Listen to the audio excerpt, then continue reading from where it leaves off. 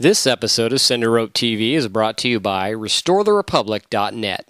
It's Pasha Durkovics for Freedom.tv. We are inside the Target Center right now awaiting the Ron Paul press conference about to start in a few minutes. Where does this country headed if you not return to a constitutional form of government? Where is this country headed?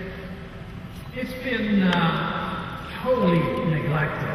We're in serious trouble because it isn't the executive branch alone, and it isn't this administration, it isn't only this Congress, and it isn't only this Supreme Court, but over the years, and we talk about decades, maybe over the 100 years, there's been a gradual erosion of the respect for the Constitution and a misunderstanding about what freedom is all about. For some reason, 100 years ago, they got to thinking that freedom had two parts to it. You could be for economic freedom, and you don't have to be for personal liberty, and vice versa. And what we're trying to do is reverse that trend and say that freedom is across the board. If you have freedom to live the life you should choose, you have the right to eat the fruits of your labor. And I think all the departments and all branches have been very neglectful of that principle. And the Constitution is cited in Washington when we take the oath of office, or if they want a bill passed that conforms to what they believe in, you can defend about the Constitution, but a precise defense of the Constitution on principle is essentially void in Washington. Your campaign largely has been trumpeted by the alternative media and also by the internet largely. And one of the glaring problems that is showing up is the will of the people's voice in places like Wessex County during their primary, where there were people shouting point of order, point of information, to challenge the violation of party rules. What is your organization doing to potentially address those problems and to make sure that those of us who are trying to work from the grassroots up can actually have some success in the process?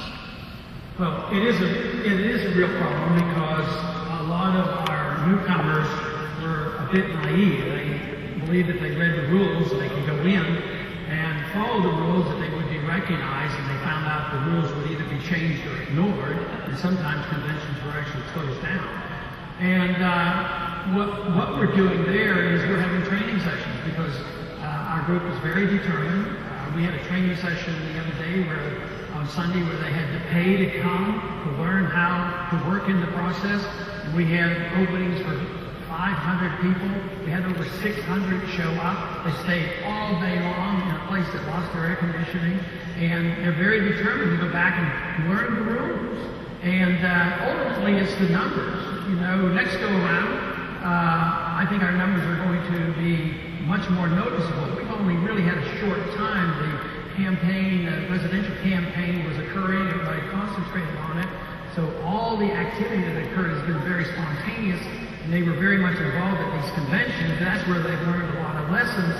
But I think things, if we're worth our salt and the philosophy is worth anything, and we are truly talking about revolutionary changes, this momentum will continue, and we will have a greater presence and a greater voice, not only in the Republican Party, but in the policies of this country.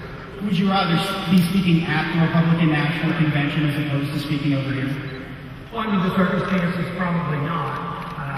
But we offered our services. We would have been, glad to have an opportunity. We would have been pleased to participate. We would have been pleased to, attend the rules committees, and that wasn't available to us. And of course, we're pretty good at responding to that type of treatment because, during the presidential campaign, there was a few times they just said, "You're not welcome." You have these strange ideas of limited government and balanced budgets and following the Constitution, and we don't want you here. Like on the eve of the New Hampshire primary, Fox was having a press conference. A debate. Oh, no, you're not allowed in here. So we went and had our own program, and another time in Iowa, early on, to set the standards, we were excluded. So we went and had a big rally, bigger than what they were having.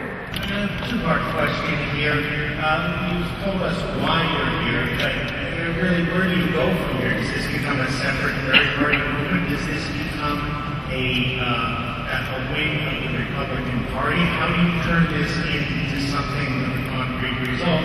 And with that in mind, you're planning to go to the convention in the nearby town. Okay. No, this is not a plan to start a third party. And it's really not a plan to be a small wing of the Republican Party. It's a plan to influence, if not have a lot of control of the Republican Party, philosophically speaking. And that to me is a lot different. It's a shame in this country that the third party movement is so hindered by the rules and the laws. I've tried it before myself. It's harder to get into debates. You can't really get into debates. Harder to raise money, harder to get media coverage. So the system is very biased. So if you come to the conclusion, which many Americans have, that the two-party system is really a single-party system, there's really no choice. So therefore, it's a serious problem. So starting a new party right now certainly wouldn't be my goal, but to bring the truth to the people and let people understand this and why a vote may well be wasted voting just for the lesser of two evils. Now, as far as the other convention goes, we had thought we would be able to go over, but my floor privileges have been strictly limited. And over the years, as a Republican congressman, I've been elected 10 times. I always got 4 passes. I can go and come as I please. And they've given me a pass which is second class. They say, sure, you can come to the floor, but we will keep your credentials. We will have you come to a certain door. You can come in and you will be chaperoned. And when you leave, we'll take your credentials away. And they have not allowed me to bring any staff with me. So that's a bit of a slight, and I don't know that much can be achieved by doing this. And I guess if you were a disgruntled loser, you would do that and try to gather up people and demonstrate and do all those kind of things. Instead, we decided to have a grand and very positive rally.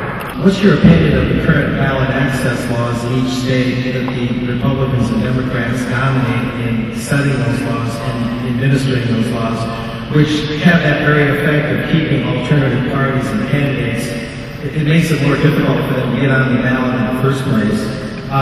What is your view on that? Is that maybe something your supporters can work on, and that is to knock down those barriers so we have equal access to these ballots no matter what your party? That is very important. There are some things at the federal level, especially if there's federal funding involved, then we would have some jurisdiction because I would be very cautious about federal legislation mandating. But one thing that we might think about one day is why do the two major parties, which are essentially one party, why do they get a total of $33 billion to run their conventions of taxpayers' money?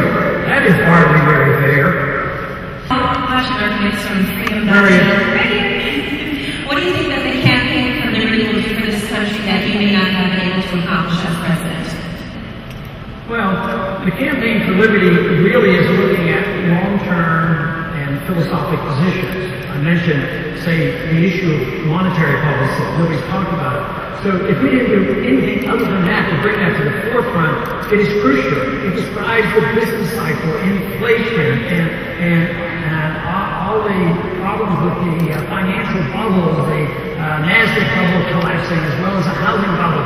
So that to me would be a major issue. And if you could take that issue and spread that out among hardcore political workers who are going to grill every single candidate on this issue, it could be revolutionary. But in the same sense, what about foreign policy? The foreign policy that George Bush used to talk about when he ran in 2000 of not policing the world, no nation building. I mean, this was great stuff. He won on that. And what if we really want people to defend that from a very patriotic, pro-American, pro-constitutional viewpoint? That to me is what would change the country. That is longer term. I take those philosophic issues and blend them into political action to put pressure on the politicians to stand for principle. Are you sick and tired of getting deleted from MySpace or censored because you dared to post something about Infowars.com? Well, check out restoretherepublic.net. Imagine a Facebook and MySpace all combined into one, but specifically targeted for patriots. That's what you'll find at restoretherepublic.net, so check it out.